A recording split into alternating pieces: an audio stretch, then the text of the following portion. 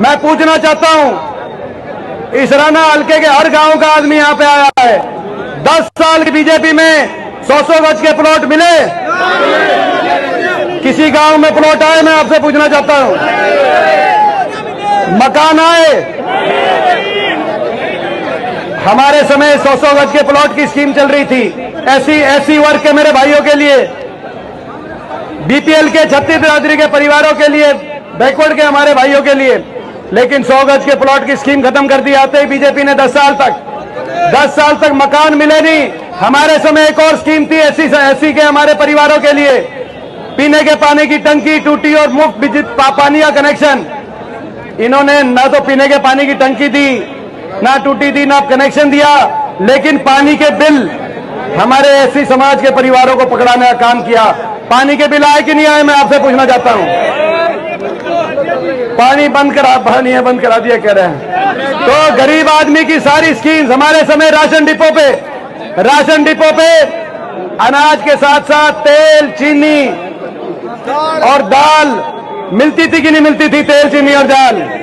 और इनके समय जो अनाज भी आ रहा है वो किस क्वालिटी का आ रहा है मुझे बताने की जरूरत नहीं। गरीब आदमी की सारी स्कीम्स बंद कर दी।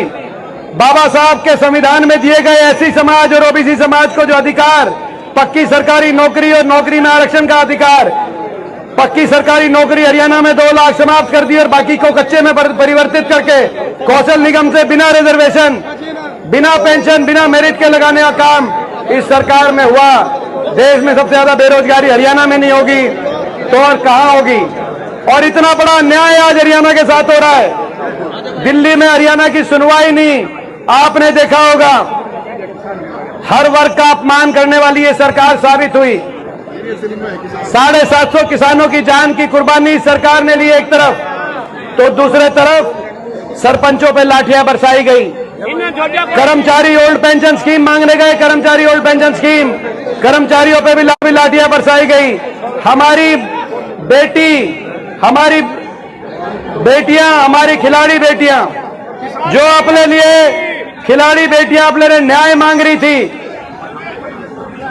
खिलाड़ी देश का होता है और बेटियों का सम्मान भी देश का होता है, लेकिन ये वही खिलाड़ी बेटियां जो अब मेडल लेके आएंगी तो इनको किसान को इन्होंने, ये वही बेटियां जिनको अब लेने एयरपोर्ट पे पूरी बीजेपी की कैबिनेट पहुंच जाएगी जब ये मेडल लेके आएंगी। 6 में से हम बधाई देते हैं।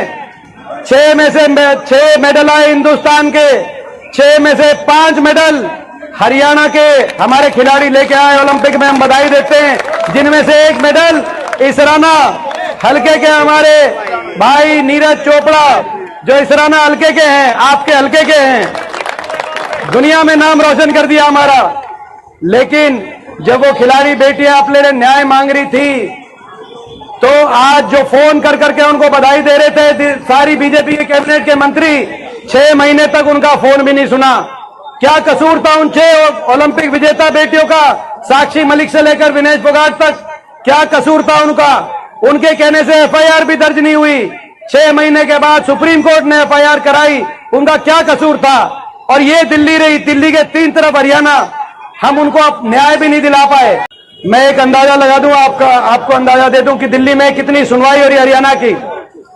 दिल्ली में एक ऐसी सरकार है, देश में सबसे कम बजट बीजेपी की सरकार ने हरियाणा को दिया। हरियाणा से 7 रुपए सेंटर ले रहा है और 1 रुपए वापिस कर रहा है। बीजेपी की सरकार में बजट में हरियाणा का नामो निशान नहीं। 29 प्रदेशों में सबसे आखिरी, सबसे कम 1% बजट हरियाणा को दिया गया। आज सबसे कम बजट, बाकी तो समझ में आए। खेल बजट में भी, खेल बजट 2200 करोड़ का खेल बजट पिछले साल का, गुजरात में 500 करोड़, 2200 करोड़ में से, और हरियाणा के 60 करोड़। हरियाणा खिलाड़ी लाए 6 में से 5 मेडल। हमें गुजरात से द्वेष नहीं है, लेकिन हमें भी अपने हक का बजट मिलना चाहिए कि नहीं मिलना चाहिए?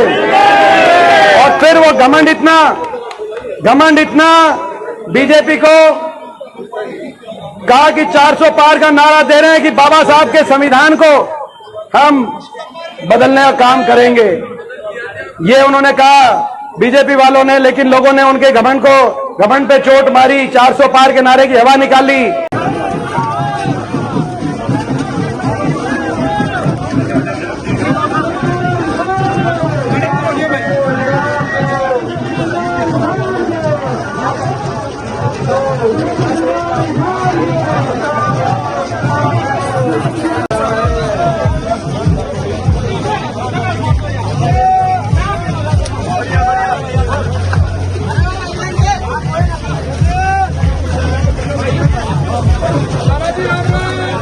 धमाका। जिंदल कंपनी द्वारा सुपर सीडर 15 अगस्त तक खरीदने पर 25,000 रुपये के कैश डिस्काउंट के साथ 1,20,000 रुपये की सब्सिडी।